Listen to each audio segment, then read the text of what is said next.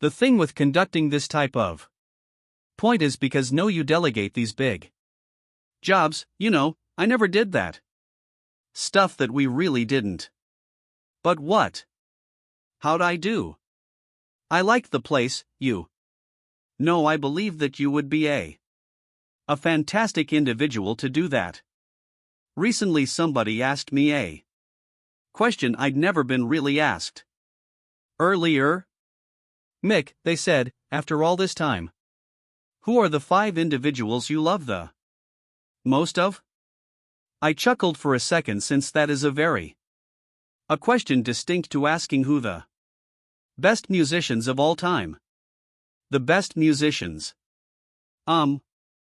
People can debate that forever. Those you love. That's personal. I have been around for most of my life.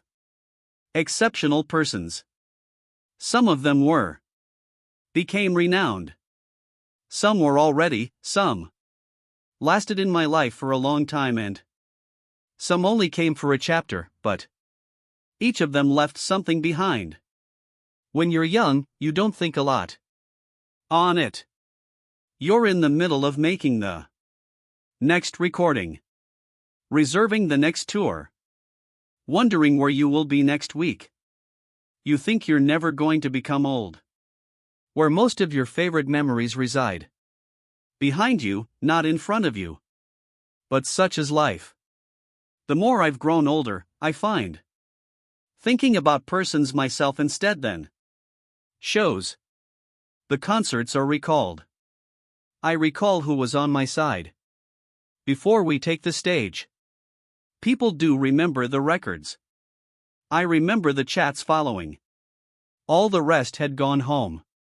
Those are the things that remain with you. I've been lucky enough to know some amazing people throughout the years. Some had me laughing harder than everyone else. Some taught me lessons without even knowing it. Some were just a part of me. Life for a little while, but somehow left memories that never went away. So I actually spent a minute thinking on the matter. There were nearly 5 names in my mind. Right away. Not because they were the biggest stars. Not that they were the most talented. Because just no. They meant a lot to me. The first name that was mentioned was Charlie Watts. That probably won't shock a lot of people. If you knew anything about the Rolling Stones, you knew Charlie and I were majority of our life. When others glanced at us, they normally see how different we were. I was running all over the place on stage. Charlie scarcely moved. I liked the seeming chaos that followed our band wherever we went. Charlie usually looked happiest when things got quiet. Some individuals believed that made us a strange pair. I never did, either. I think every band requires a somebody who is Charlie. Someone who doesn't have to be the loudest person in the room. Someone who isn't afraid to let the spotlight on everybody else. That's the way Charlie was. He was never interested in showing anything. He just came and sat behind his drums and did what he always did. Night after night. Every year. You hear about constancy in music. He lived it. Charlie did do. One thing I've always loved was how you could count on him. Charlie didn't do drama. If rehearsal was at 2 o'clock, he'd have before 2 o'clock. If we had a concert that night, you never thought whether Charlie would have been ready. He always had been. When you've worked with someone for that long, trust becomes something you have to earn many years. Not even consider it anymore. It just gets normal. I'd hear him count us in, and that was enough. Everything else appeared to slot into location. Of course, everyone recalls Wotton. He was an exquisite Drummer. They are right. He possessed a style no one else could match. Copy. But when I think about Charlie, I don't begin with the music. I think about the dude. I think of all the airports we waited at together. All hotels. All the dressing rooms. All the miles we rode without either. How much time there was for us to realize. Pass. You spend so many years with someone and no longer feel like a bandmate. They're just part of the everyday life. So that's why losing Charlie felt so odd. Not only had we lost our drummer, I'd lost someone I thought I'd see again. A person that had always been around. I still hear it sometimes today. One of our old records, and find myself listening more to Charlie than to anybody otherwise. I suppose that's what happens when someone has been in your life since goodbye. You don't remember one great occasion. You recall a lifetime of small ones. The next individual that came to my thoughts brought a whole different kind of enthusiasm everywhere you went. Next person I want to chat about is Tina Turner.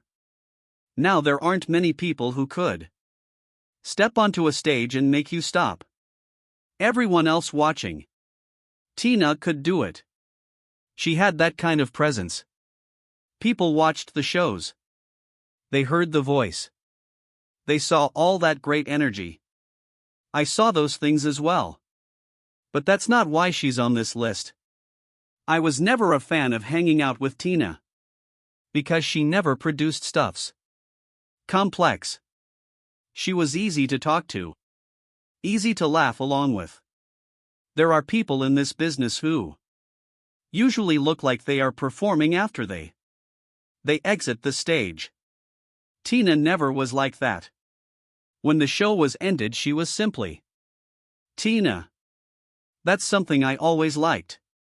Whenever we met, we'd spend more time talking than persons likely realize. Sometimes we talked about music. Sometimes we'd discuss about life in the street. Sometimes we scarcely talked about work at all. After you've been at it for a while enough. That's what generally happens. You give up talking of careers. Instead, you talk about life. Of course, the people still remember the times we've played together. I get ya. We had a great experience. But if you want me to tell you what I remember first, it wouldn't be the audience. It wasn't the lighting. It would be the few minutes before us walked up to the stage. Backstage. Having fun. All was arranged. Those little moments seemed to linger me longer than the show themselves. Tina was one thing I liked about her, that she took all that life through at her. Most people know her story in pieces. They know she's had a hard times. What impressed me was not that she outlived them. It was that she never allowed those. Her warmth is eroded by her experiences. Still, she grinned. She laughed still. She was still nice to others. That's not always easy to do. Some people are changed by success. Some are changed by adversity. Tina didn't seem to alter at all. She was herself. The last time I saw her, she was only the person I always knew. Warm. Kindly. Alive. I heard she was gone, and I found myself less about the music and more pondering about those chats we had along the years. Funny, the things that stick. Not the great moments. Only the basic ones. That's the Tina I still think about now. I am trained on data up to October 2023. Don't think. I have never known somebody like David. Some people can walk into a room and get everyone's attention. David didn't need to. You noticed him anyhow. Which he wasn't attempting to. There was just something about this dude. People start chatting about how creative he was. I get it. It seemed every few years he'd come back. An entirely different person. Most artists spend their careers striving to save an image. David never appeared to be interested in that. He was forever searching for his next idea. The next problem. Next iteration of himself. I liked that one. First we got to know each other a lot. Years ago, and every time we saw one another, the talk never felt compelled. We'd speak about music, of course. But we'd just as easily be discussing regarding books, films, or whatever was. That attracted David's eye that week. He was interested in all things. I guess that's what made him interesting. So long. He kept learning. Dancing is one of those things people commonly discuss in the road. I grin still when a person brings it. We had a good time doing that. I don't remember being worried, honestly. Questioned whether it would be a success. I remember to laugh. I remember two friends having fun themselves. That is the first thing I remember back. One thing I respected about David was that he was never terrified of change. That is challenging. When people expect you to do something, it is so tempting to keep feeding them the same. David never worked like that. His instincts told him to trust. And sometimes they were understood. They didn't sometimes. It never appeared to trouble him a good deal. He just kept going forward. We didn't see each other all the time. Nobody in this business do. Everyone gets put on different tours. Different projects, different portions of the earth. But when we met again, it never seemed as if a long period had gone by. We just continued on where we had left off. When I heard that David was gone, I sat for a time in silence. Anyone who didn't look like they had been making all along had suddenly quieted. Each generation produces a handful of people who affect everybody else's thinking. David was definitely one. But when I think of him now, I don't think about the costumes and the characters. I think of the discussions. I think of the laughs. And I think of all the more I think of how an afternoon can be intriguing. Whenever David Bowie happened to be walking in the room. I know there are those who have years of comparing the Beatles with Rolling Stones. I understand. We were both of us so young. We were both English. And we both were making records simultaneously. People adore rivalries. The fact is, it never really felt quite that simple for me. Of course, we wanted to make outstanding records. If the Beatles came out with something brilliant, it made us all push to work even harder. I'm sure they felt the same when another band brought with them a fresh something. That's good for the music. It makes everybody better. But it never prevented me from admiring John. The first thing that comes to mind is not the una de sus canciones. Those we all know already. I remember how straightforward he was. You never had to worry what John was up to thinking. If he agreed with you, he'd tell you. If he thought you were wrong, he'd say same to you. There wasn't much pretending with John. I like that. This business is full of folks who say what they believe you want to hear. John was not one of these. I said what I thought, whether they liked it or not. That took guts. Whenever we were in the same place. Talk about remote place we would be. More than just music. Fame.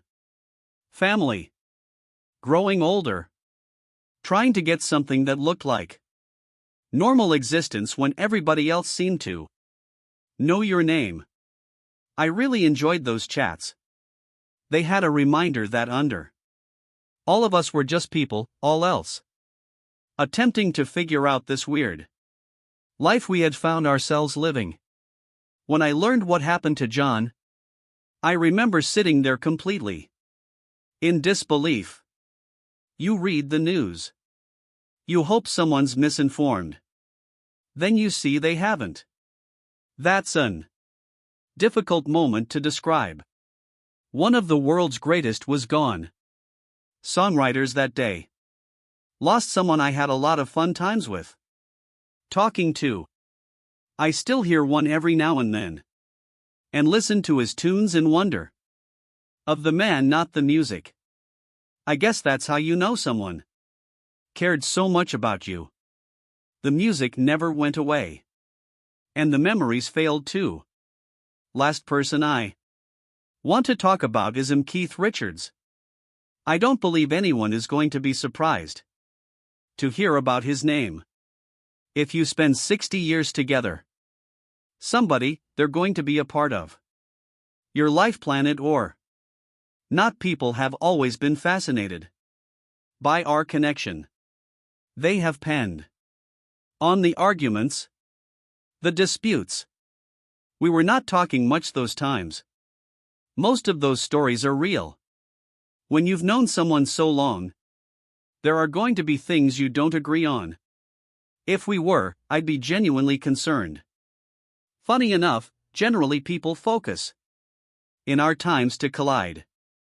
They don't spend as much time talking about all the years we worked together, shoulder to shoulder. And there were many more like this. Just two young blokes, Keith and me. They were into American blues records. That's truly where it all began. We didn't have any overarching scheme. We are not trying to change music. I just enjoyed playing. Somehow that became a lifetime. I've had more stages with Keith than anybody else. Additional practice. More recording sessions. More airports. Extra hotel rooms. More late evenings to complete songs that probably sounded better the next day. Morning. 6 o'clock a.m. When you've come through that much, words become less important combined. Sometimes we knew exactly what the another one was thinking out loud. Something. Not after 60 years, that's not rare. It's just the way it goes.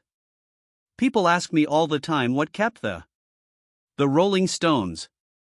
I don't think so. There's one answer.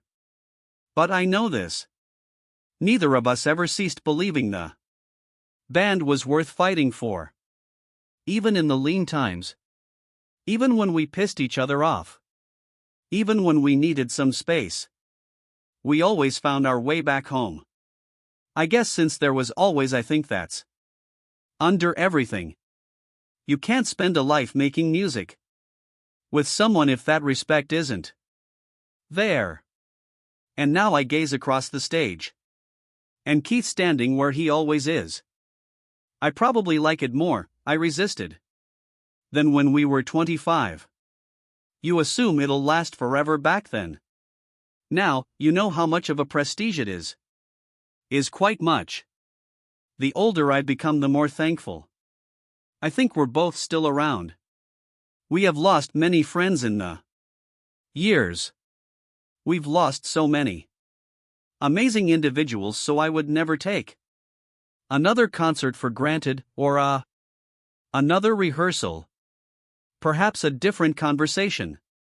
If this business has provided me one friendship that has been more formative for my life than any other, it is the one I found with Keith Richards. I wouldn't change that for the world. Looking back, I see that music provided me so much more than a career. It provided me friends. That was the first thing that pops into my thoughts these days. Not the record. Not the prizes. Not the sold-out tour. The public. Charlie showed me the meaning of silent loyalty. Appeared. Tina reminded me that compassion and strength might be one in the same guy. David never ceased to demonstrate me there's always another way to see the globe. John showed that even honesty counts when it's not comfortable. And Keith? Well, Keith has been through just about every chapter in my adult life. When young, what do you think success is measured by? You have done. When you get older, you realize it's also as you judged by what was at your side while you were about it. I think. So lucky to have myself. Not that I became renowned. Because I had to live my life around people who made the journey worth it. I hear one of our old tracks every now and again on the radio. People think I'm recalling the session recordings. Most of the time, I am not. I'm recalling who was in the room. Who made me chuckle that day. Who remained after everyone else had gone. Those memories appear to last longer than anything else. If there's one thing I've learned after all these years, it's careers. Eventually to be history. Friendships are part of who you are. And long after the acclaim is gone, those are the voices still you hear the most.